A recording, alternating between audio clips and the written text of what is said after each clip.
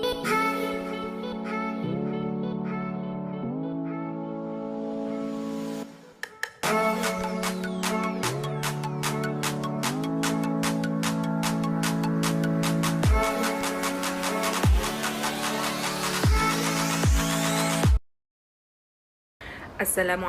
warahmatullahi wabarakatuh. Hari ini kumpulan kami akan membentangkan tentang sejarah perkembangan ekonomi Islam dari sudut perkembangan, pembekuan dan juga kemajuan. Okey. Assalamualaikum warahmatullahi wabarakatuh dan selamat sejahtera kepada semua. Pada hari ini kumpulan kami akan membentangkan satu assignment dengan tajuk Sejarah Perkembangan Ekonomi Islam dari 3 aspek utama, iaitu aspek perkembangan, pembekuan dan kemajuan. Okey. Pada hari ini saya Muhammad Haziq bin Kamal telah diberi tugasan untuk membentangkan objektif utama, iaitu sejarah perkembangan ekonomi Islam dari sudut kesuburan. Okey, kita mulakan daripada sejarah perkembangan. Sejarah perkembangan ekonomi Islam terbahagi kepada 2 aspek utama, iaitu era pra-Islam dan era selepas kedatangan Islam. Era pra-Islam, bangsa Arab pada zaman itu bangsa Arab masih kebanyakannya mengamalkan konsep ekonomi yang bercorak kepada jahiliah. Sebagai contoh, terdapat jual beli yang di mana terdapat ketidakadilan dalam berbelanja. Contoh, terdapat riba dan lain-lain lagi. Okey, bangsa Arab pada zaman tersebut, yang mana aktiviti perdagangan mereka menjurus kepada pertanian dan kegiatan ekonomi. Sebagai contoh, pertanian. Pada zaman tersebut, pertanian menggunakan tenaga binatang seperti sistem sewa-menyewa dengan emas dan logam mulia, gandum dan produk hasil pertanian sebagai alat pembayaran juga menjadi sumber pendapatan mereka pada zaman tersebut. So, pada zaman era sebelum Islam ni, orang Arab pada zaman tersebut masih mengamalkan corak secara jahiliah. Tiada, sebagai contoh, selepas kedatangan Islam, selepas ini kita akan terangkan. Okey, kita masuk kepada era kedatangan Islam. Kedatangan Islam utama di tanah Arab dibawa oleh Rasulullah sallallahu alaihi wasallam.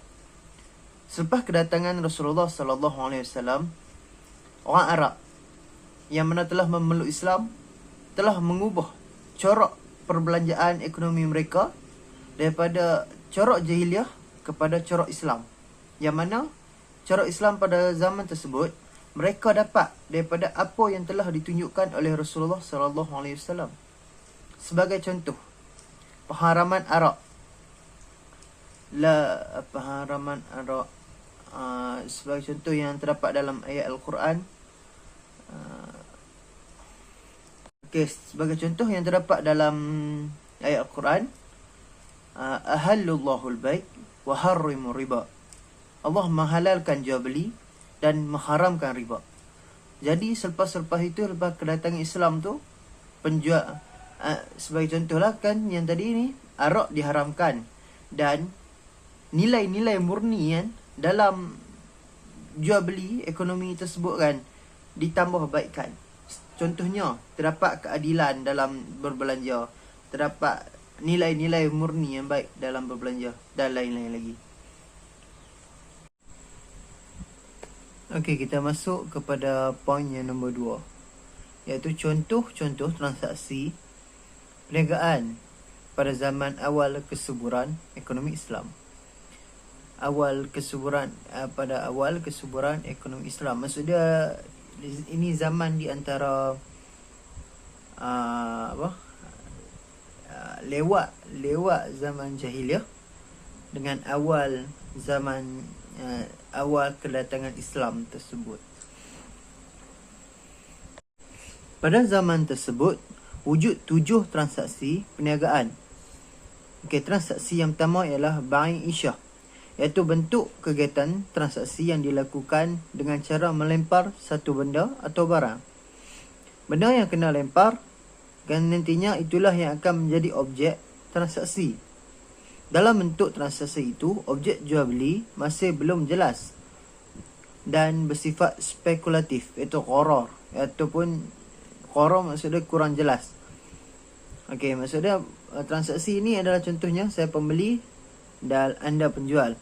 Contoh, saya bagi lempar barang kepada anda dan anda ambil, maksudnya itu menjadi barang yang perlu anda beli. Itu yang pertama, itu bai' isyah. Kita masuk kepada yang kedua, bai' mulasamah. Bai' ini adalah di mana bai' ini dikenali bahasa bai' ini berasal daripada etimologi kata mulasamah, iaitu dia kata isim, iaitu menyentuh atau memegang. Bai' mulasamah adalah satu bentuk akad jual beli di mana barang yang dipegang oleh pembeli, barang yang telah dipegang oleh pembeli itu wajib membeli barang tersebut. Maksudnya kalau anda pergi ke market atau pergi ke pasar, contoh anda ingin beli sayur kan. Dalam atas meja tu ada sayur, dalam golongan sayur tu anda terpegang satu biji timun kan. Jadi anda perlu beli timun tersebut. Itu ialah bai' mulasamah. Kita masuk kepada bai' yang ketiga, iaitu bai' muhalaqah.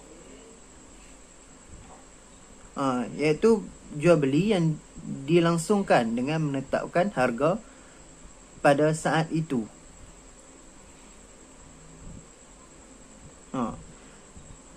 Pada saat itu. Dan bai' yang keempat, bai' habal al-habalah.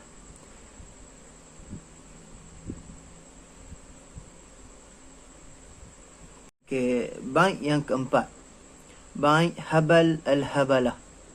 Bai' habal dan habalah ini adalah jual beli unta. Jual beli unta betina yang masih dalam kandungan ibunya. Contohnya ibu tengah mengandung dan nak beli anak unta yang dalam perut tu. Anak dalam pada zaman dulu kan tidak terdapat lagi macam sekarang kita dah ada solar kan, boleh tengok dalam perut jantan atau betina kan. Tapi pada zaman dulu tiada benda ini. Jadi pada zaman tersebut nak beli anak unta dalam perut tu perlu membayar harga anak unta betina. Maksudnya macam tu. Walaupun keluar anak nanti ni jantan, harga tetap kena bayar seperti mana harga anak unta betina. Iaitu adalah bai' habal al-habalah.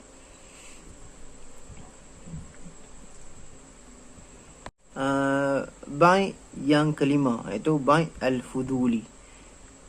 Yang tertulis dalam ni, bai' fuduli adalah suatu bentuk akad jual beli di mana barang yang menjadi objek dalam akad mawdu' al-aqdi jual beli tidak dimiliki oleh si penjual atau bukan milik penuh penjual.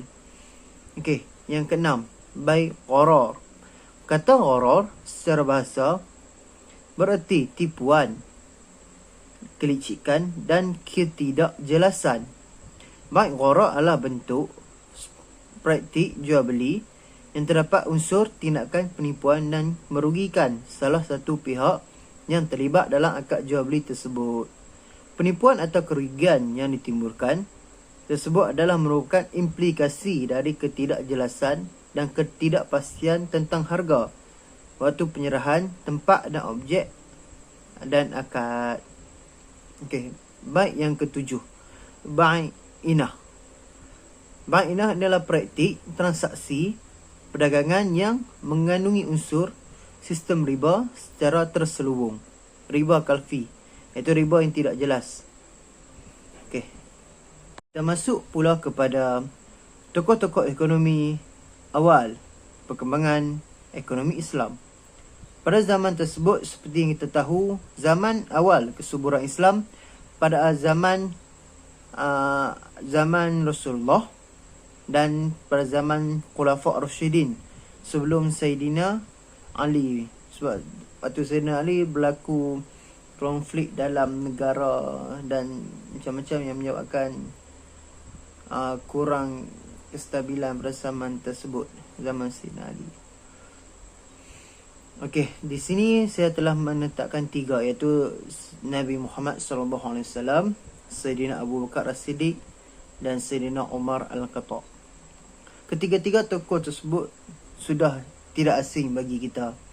Tapi sini sikit saya ingin menceritakan tentang antara apakah jasa mereka tersebut dalam bidang ekonomi Islam pada zaman kesuburan. Okey, kita bermula pada zaman Nabi Muhammad SAW. Bermula selepas Rasulullah SAW diangkat menjadi pemerintah. Ekonomi Islam pada zaman tersebut adalah zaman jahiliah. Sebelum kedatangan Rasulullah ni adalah zaman jahiliah. Jadi, apa segala jenis transaksi, segala jenis jual beli, ekonomi semua menjurus kepada yang jahiliah tersebut.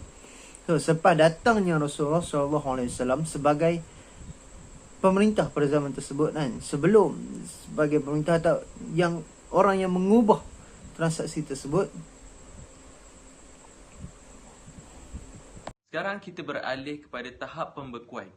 Bermula pada abad keempat Hijrah, pemerintahan dan juga masyarakat terlibat dalam fitnah-menfitnah. Era kemerosotan berpanjangan selama 6 abad, di mana bermula dari kehancuran di kota Baghdad pada 22 Januari 1258 Masihi. Diikuti dengan kejatuhan Abbasiyah semasa pemerintahan Khalifah Al-Musta'sin. Pada tahun 1299 Masihi, Empayar Uthmaniyah ni muncul, ditubuhkan pada tahun tersebut. Kehancuran kota Baghdad ketika itu apabila kerajaan Islam diserang oleh orang Mongol dan diketuai oleh Hulagu Khan. Orang-orang Mongol ni terkenal dengan sifat-sifat yang kasar. Seorang pahlawan Mongol yang muda iaitu Temujin berjaya menyatukan suku kaum Mongol dan mengambil nama Genghis Khan. Hulagu Khan telah membawa pasukan tenteranya untuk menawan kota Baghdad. Okey, seperti mana yang kita ketahui bahawa Khalifah Al-Musta'sim itu merupakan pemerintah pada zaman Abbasiyah. Pada penghujung tahun 1257 Masihi, Hulagu Khan telah menghantar mesej kepada baginda supaya membuka pintu kota Baghdad. Tetapi baginda membalas surat itu dengan berkata agar Hulagu Khan dan juga tentera Mongol untuk pulang ke tempat asal. Tetapi disebabkan Hulagu Khan bengan dengan kata-kata baginda tersebut, dia pun mengarahkan tenteranya untuk mengelilingi kota Baghdad. Apabila sampainya Hulagu Khan dan juga tenteranya di kota Baghdad, dia meminta kepada Khalifah untuk yang terakhirnya supaya menyerah kalah dan juga menyerahkan kota Baghdad tanpa ada sebarang penumpahan darah. Tetapi pada ketika itu juga terdapat beberapa penasihat yang yakin bahawa umat Islam pada hari itu akan sama-sama membantu mempertahankan Islam. Tetapi Berlakunya sebaliknya di mana umat Islam pada hari itu sibuk bersengketa antara satu sama lain untuk mendapatkan tahta. Namun dapat kita lihat bahawa tentera Abbasiyah hanya mampu bertahan selama 12 hari sebelum mereka berundur kerana tentera Mongol yang terlalu ramai dan juga terlalu kuat. Akhirnya tentera Mongol membunuh semua penduduk kota Baghdad, tidak kira sama ada kanak-kanak, lelaki ataupun wanita secara kejam. Akhirnya kota Baghdad menjadi lumpuh dalam semua aspek. Kemunculan Empayar Osmaniyah pada tahun 1299 Masihi itu diasaskan oleh Osman, iaitu putera ketua Ertugrul. Selepas kemangkatan Sulaiman Al-Qanuni pada tahun 1566 Masihi, berlaku kemerosotan dalam Empayar Osmaniyah bermula daripada 1828 Masihi sehingga ke 1908 Masihi. Faktor-faktor utama yang menyebabkan kemerosotan ini ialah sistem politik. Kelemahan pemimpin itu menyebabkan kemerosotan ini berlaku. Antaranya ialah sultan-sultan ini dikatakan suka berfoya-foya, dalam masa yang sama mereka mempunyai sifat yang tamak. Oleh disebabkan itu, sultan-sultan tersebut terlalu leka dengan kemewahan dunia sehingga mereka tidak lagi memikirkan kebajikan rakyat.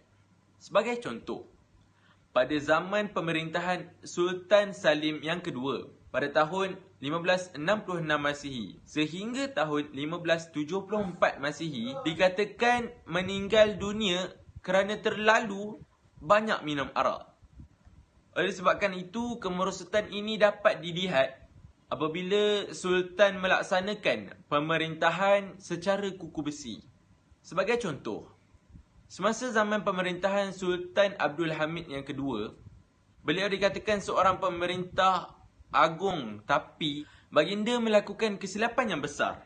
Cara pemerintahannya itu jelas salah kerana sesiapa yang ingkar pada arahannya, walaupun arahannya itu adalah salah, mereka akan dihukum ataupun dipenjarakan. Seterusnya, kemerosotan ini berlaku dalam ketenteraan yang menyebabkan kekuasaan Turki Osmaniyah ini semakin berkurang dan lemah. Kelemahan mula dilihat pada zaman Sultan Salim yang kedua, yang mana banyak anggota-anggota tentera ini meninggalkan ketenteraan, adapun yang bertahan juga hanya untuk kepentingan diri ataupun menikmati hak keistimewaan sebagai ketenteraan tersebut. Sebagai contoh yang mudah yang saya boleh bawakan ialah kelemahan tentera dapat kita lihat pada tahun 1683 Masihi apabila gagal untuk merebut kota Vienna. Seterusnya dapat kita lihat juga pengaruh daripada luar merupakan salah satu faktor kejatuhan Turki Uthmaniyah, di mana pengaruh barat masuk ke dalam Islam yang mana amalan taklid yang menyebabkan orang ramai pada ketika itu semakin keliru dengan ajaran Islam yang sebenar. Disebabkan oleh hal yang demikian, umat Islam menoleh ke barat untuk mencari jawapan yang mereka kelirukan pada ketika itu. Pengaruh yang dibawa oleh barat secara tidak langsung telah menyebabkan umat Islam pada ketika itu terus berada dalam kegelapan. Okey, selain daripada itu, faktor ekonomi juga merupakan salah satu faktor yang menyebabkan kejatuhan kerajaan Turki Uthmaniyah apabila kadar cukai yang dikenakan terlalu tinggi sehingga membebankan rakyat. Pada ketika itu, orang Eropah Barat telah mengambil kesempatan terhadap kelemahan pedagang apabila mereka semakin maju dalam bidang perdagangan. Hal ini dapat kita buktikan pada abad ke-16, Empayar Turki Uthmaniyah telah bersaing dengan Portugis untuk menguasai jalan perdagangan di perairan India. Sistem kapitalisme yang telah diperkenalkan di Barat pada abad ke-18 telah menarik minat umat Islam dalam usaha mengembangkan modal yang sedia ada sehingga menyebabkan industri tradisional masyarakat Turki ditenggelamkan. Okey, tahap kemajuan. Okey, setelah melalui tahap kemerosotan, masyarakat Islam mula sedar tentang kepentingan ekonomi ini. Jadi mereka telah bangkit pada tahun ataupun pada era 1930-an. Okey, jadi pemikiran ekonomi Islam ni dimulakan dengan mengumpulkan maklumat ataupun mengumpulkan data-data fakta. Okey, lagi dibuktikan dengan satu penubuhan bank yang bersistemkan Islam, iaitu Mit Gamir Local Saving Bank pada tahun 1993 tarikh 25 Jun oleh An-Najal. Jadi penubuhan bank ini secara langsung telah memberikan sambutan pada golongan-golongan yang berpendapatan rendah yang beragama Islam untuk menyimpan wang, kerana mereka tidak mahu wang-wang mereka disalahgunakan ataupun mempunyai unsur-unsur riba yang dilakukan oleh bank konvensional. Tetapi bank ini gagal beroperasi akibat masalah politik. Jadi usaha lain telah ditubuhkan untuk menubuhkan Nasser Social Bank pada tahun yang sama. Okey, para sarjana telah membuat kajian untuk mengkaji ekonomi Islam ni. Terdapat 3 kaedah, iaitu pertama, kajian secara menyeluruh, kajian secara sebahagian, kajian sejarah. Yang pertama kita tengok kajian untuk sebahagian, dia lebih tertumpu kepada huraian ataupun bahagian-bahagian tertentu, contohnya seperti hibah, insurans, hak milik swasta, riba harga urus niaga dan lain-lain. Yang kedua, kajian secara sebahagian, kajian secara menyeluruh. Kajian secara menyeluruh ni dia lebih kepada lebih tertumpu kepada prinsip dan strategi yang lebih berkesan dan menyeluruh. Okey, kaedah yang ketiga adalah kajian sejarah. Kajian sejarah ni dia analisis ekonomi mengikut tempoh masa yang ditetapkan. Okey, seterusnya ialah faktor-faktor kecemerlangan ekonomi Islam. Okey, pada selepas Perang Dunia Kedua, banyak negara-negara Islam ni telah merdeka. Jadi telah merdekanya negara-negara ni, untuk di peringkat awal mereka harus melakukan ekonomi. Jadi adalah satu keperluan untuk mereka melakukan ekonomi secara Islam kerana mereka negara Islam. Jadi ini telah mendorong untuk ekonomi Islam tu berkembang pesat di peringkat antarabangsa. Seterusnya, selepas penjajahan ataupun selepas pemerintahan ataupun selepas penindasan di negara-negara Islam, mereka mula sedar bahawa mereka tak nak dijajah lagi, mereka tak nak ditindas lagi. Jadi mereka menggunakan platform ekonomi Islam ni sebagai satu platform untuk mereka meningkatkan lagi mutu mereka. Jadi mereka membawa kesedaran untuk kembali melaksanakan hukum-hukum Allah, hukum-hukum Islam secara menyeluruh. Seterusnya, pada tahun 1976 pada bulan Februari di Mekah, First International Conference on Islamic Economy telah diadakan. Jadi first conference ni telah menjadi pemangkin semangat untuk negara-negara Islam lebih berjaya di peringkat antarabangsa.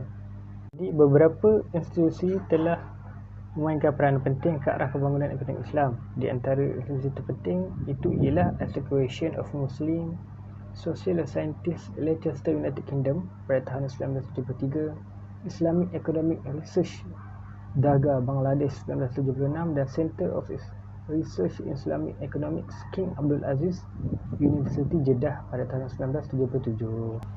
Faktor-faktor kebangkitan pemikiran ekonomi Islam.